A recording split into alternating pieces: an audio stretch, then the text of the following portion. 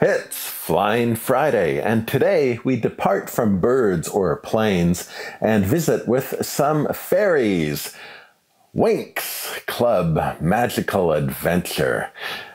Winx was an Italian show that became a hit on the American kids network Nickelodeon.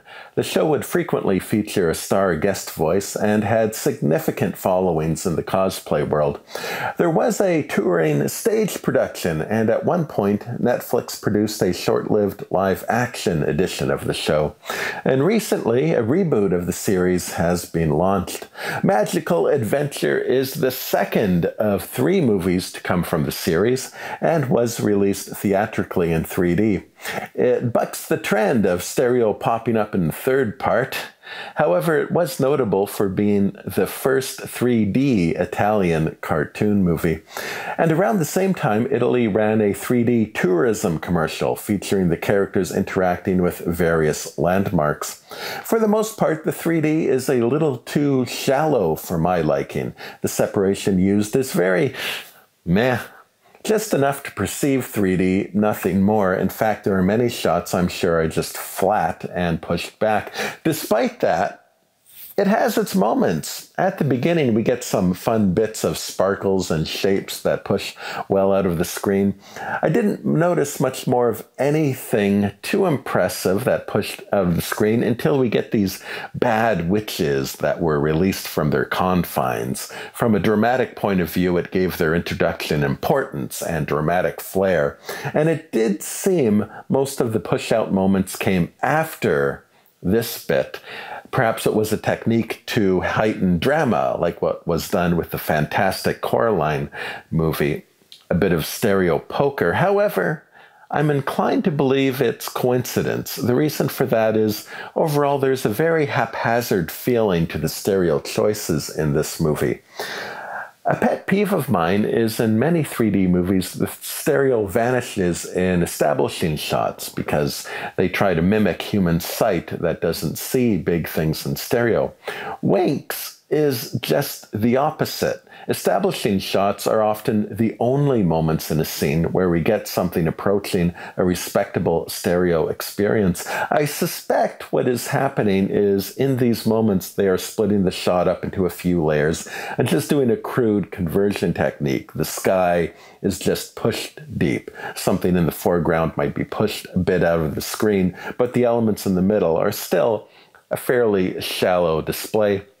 Overall, there seemed to be a tendency to reserve a few moments in every scene to showcase in stereo. And by moments, I mean a few seconds.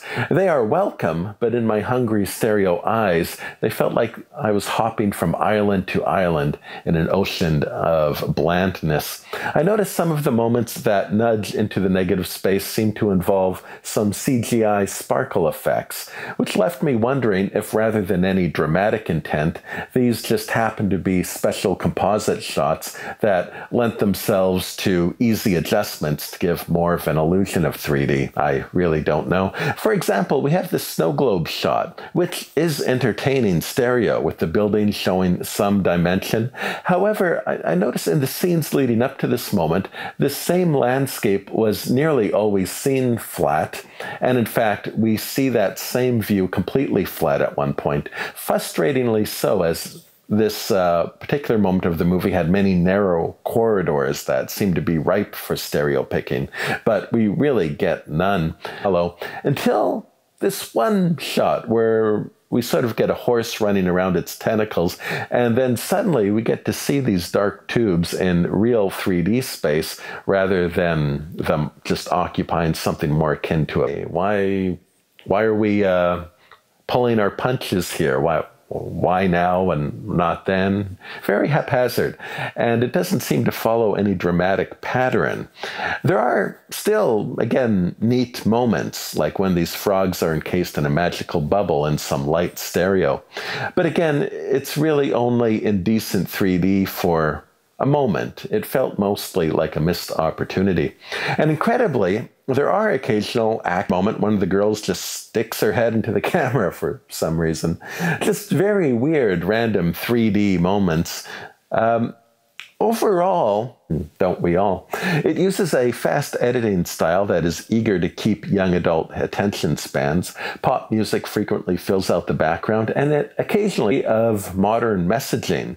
It just wanted to sprinkle magic, entertainment, and be itself.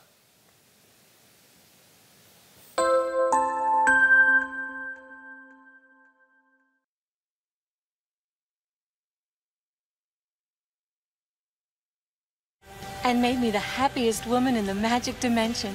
But why did you have those bushes trimmed?